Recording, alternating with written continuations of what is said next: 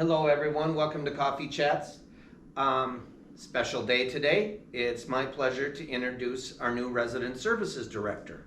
Her name is Raquel Taylor and she's with us here today and she's going to tell us a little bit about herself right now. Raquel Taylor. Hi everyone, like Jeff said, my name is Raquel. I'm super excited to be here at Ridge Point. I've already had the pleasure of meeting a lot of you and I can't wait to meet everybody else. I have a lot of ideas for hopefully when guidelines start loosening and things we get to do, excursions, trips, things like that. A little bit about me, I'm a graduate of Winona State. I currently live in Bloomington. I live right on the river bottom, so I really am waiting for the weather to get nice and go back out bike riding and walking down there.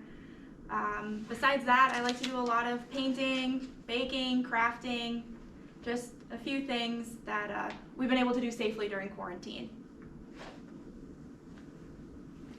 Okay, who's going next? Welcome Raquel. What is the river bottom? Oh, the river bottom. So I live right on the Minnesota River and my backyard is essentially just the woods with a bunch of trails. The Bloomington area is super nice in that sense. You can mountain bike back there, run, take your dog, do pretty much whatever you want as long as you're doing it safely. Watch out for tree branches, but... Over by the old bridge? Yeah, right by 77 Bridge. Great place to hike. Yeah, it's great. It really is. Yeah. Good. What do you see your biggest challenge at Ridge Point? Trying to do something that is for everyone. Everyone has a lot of ideas, things that they've shared with me. There's a lot to work with, so just narrowing down what is going to be the best for everyone to do, I think. Excellent. Yeah. Great. Let's see. I'm going to try and think of a question for you, Raquel. Jeff pretty much covered it.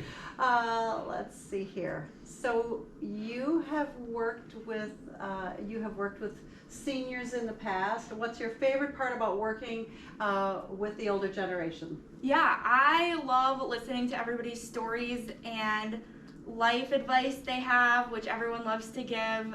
It's always interesting to see where different people have come from and all of their experiences and everything we can learn from that. And that's definitely my favorite part, is just hearing about people and, you know, what they have done and what they've accomplished.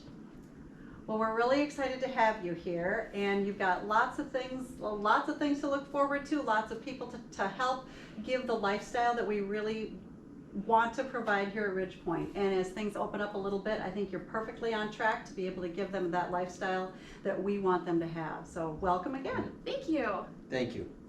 Thanks, Raquel. Thanks again for joining us for Coffee Chats today. And Raquel, we're very excited to have you here. A couple of things I wanted to cover before we turn it over to Jeff. Friday, March 12th is when Ridge Point is going to be celebrating Pie Day. Technically, it's on 3/14, which is Sunday. That's not going to happen here. Like I said, pie is going to be available Friday in each lobby. From 1:30 in the afternoon to 3:30 in the afternoon. So come on down, grab a piece of pie. We wish we could have, like we have in the past, and do it in the atrium with coffee and the bustle and socialization that we all crave, but this year we're not going to be able to do that. Closest thing we're going to get is picking up a piece of pie in the lobby. We can't wait to see you. The types of pie I think we've got coming available are going to be apple, mixed berry, forest mixed berry, French silk, and chocolate mint. So kind of think about that as you prepare yourself to pick out a piece of pie. And that's for Friday. Another thing happening this weekend is it is the spring forward for the, what's that called? Daylight savings. Yeah. Daylight savings. So I don't remember, is it the beginning or is it ending? I can never keep that straight. Does it, in any case. It starts on Sunday. On Sunday. So Saturday night before you go to bed, put your clock 1 hour ahead so that when you wake up in the morning, you're perfectly on track. And that's something I have more than once forgotten to do. It's not very much fun, so try to remember to do that. Also, a couple weeks, well, it's probably been 3 weeks ago now, we talked about the contest that we're going to have for the coffee bar reopening. So anybody who has not entered that in the suggestion box, feel free to do so. And if you've already entered your guess and it is sometime March 10th or earlier, you did not win. So we are still looking forward to doing that. It hasn't happened yet, obviously, but it's something that we're really looking forward to having. We just don't know when it's going to be. So put your best guess in there, and I'll keep you up to speed with that. Jeff's probably going to talk a little bit more about this, but we're really fortunate to have little bits of changes happening here at Ridgepoint and obviously throughout the United States, throughout the world with regards to the pandemic. The vaccinations are really increasing in numbers, and people are feeling a little bit more comfortable with the possibility of things positive happening in the future. So expect changes, we do, and we're hoping that they're all going to be great. So I'm going to turn it over to Jeff. All right. Thanks, Paula. You bet. Okay, this puzzler is from the wonderful world of statistics. A graduate student worked at one of the institutions of higher learning and wrote his dissertation on the relationship between uncontrollable outside forces and automobile accidents. He collected thousands and thousands of accident reports from the state of Massachusetts and correlated the time of the accident with other factors like temperature, road conditions, automobile size, age of the driver, alcohol usage, speed limits, and whether the accident victim was listening to Car Talk. Car Talk is where I get all these puzzles. Anyway, after thousands of hours of data input and hours of computer grinding, he discovered an amazing statistic.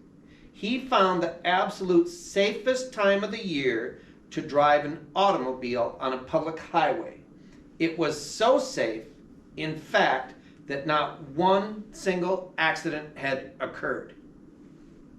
However, still not able to believe his own conclusions, he returned to collecting more accident reports, this time nationwide.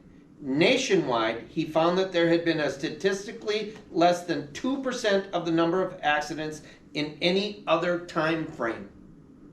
The question is, when was the safest time of the year to drive on a public highway and why? Huh. In Massachusetts, it was 0. Nationwide, it was less than 2%. There were 0 accidents and less than 2% nationwide. What time of year? That's a great start. That's the question. That's a great start.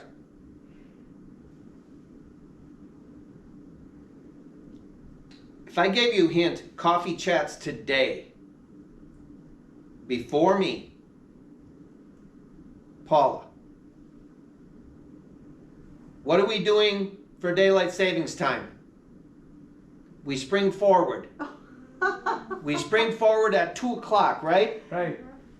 How many accidents happen between 2 and 3 o'clock 0. on Saturday? 0. Unless you're in Arizona. Right. What other states don't practice? Is there one other state? Indiana. Indiana. I was going to say Indiana. Right, right. So, Jeff, that's very clever. and it's so timely, isn't it? We're hitting and sticking here at Ridgepoint. The vaccinations, as Paula said, it's so encouraging. It almost seems like it's going too fast for the powers that be, for the CDC and the Minnesota Department of Health. And the results that we're seeing are so positive and so good.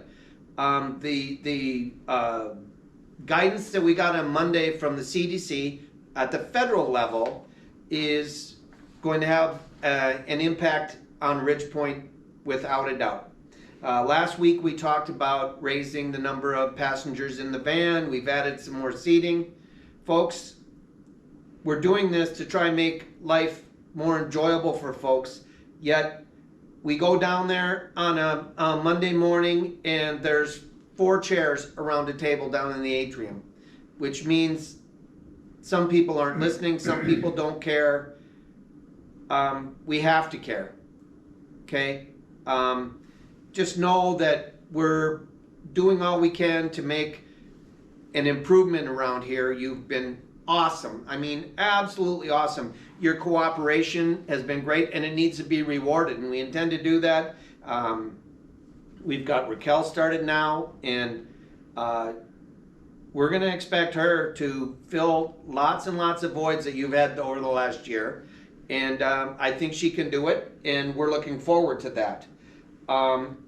As I said last week, we're going to have an ice cream social this year. That's good. I heard that the Twins start their season, their home season, on April 9th. It sounds like they're going to have 10,000 fans available to go to the game.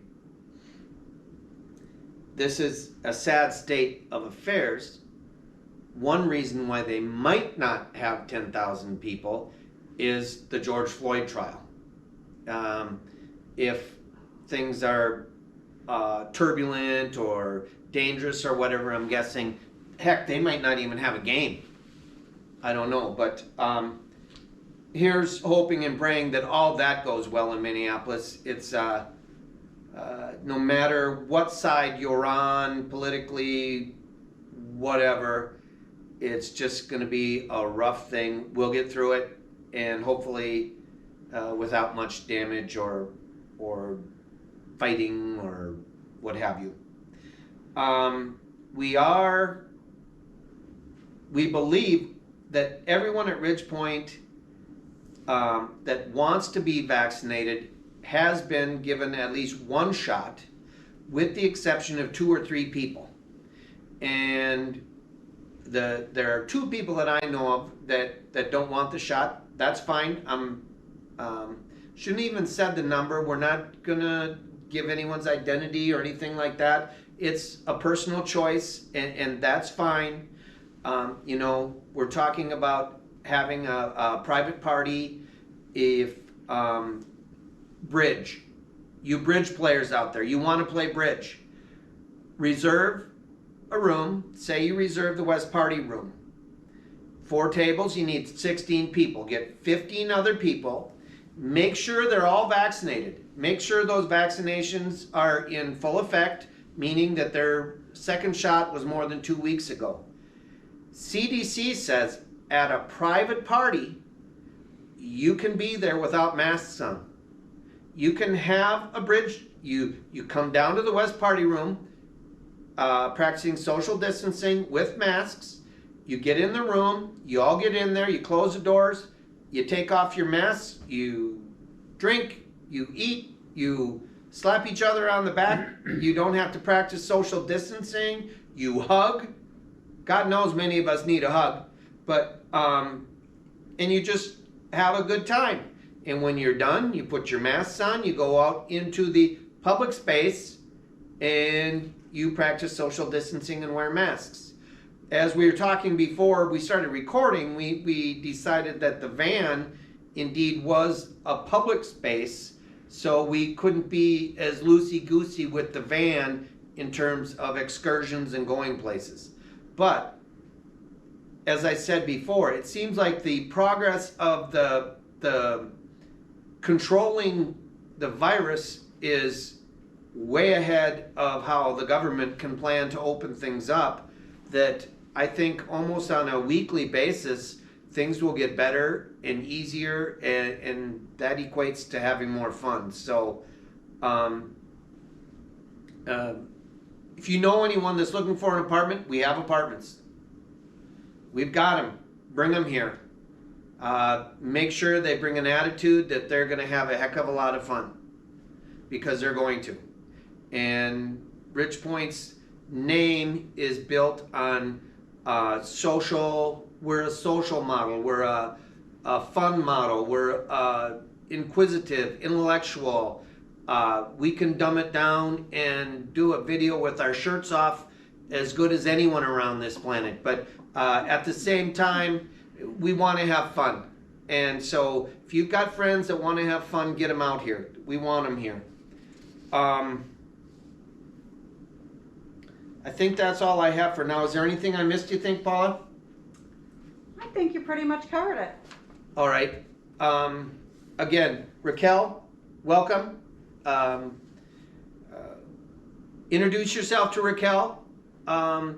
You'll be able to tell if she's busy getting her nose into files and looking up things, but we're going to try get her to have some free time so she can get to know you, find out what you like to do so that she can, like she says, use her resources to please the largest amount of people. That's what her job is. We'll help her with that.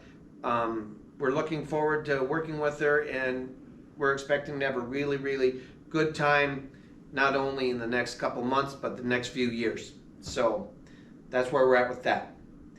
In light of the rising frequency of human grizzly bear conflicts, the Montana Department of Fish and Game is advising hikers, hunters, and fishermen to take extra precautions and keep alert for bears while in the field.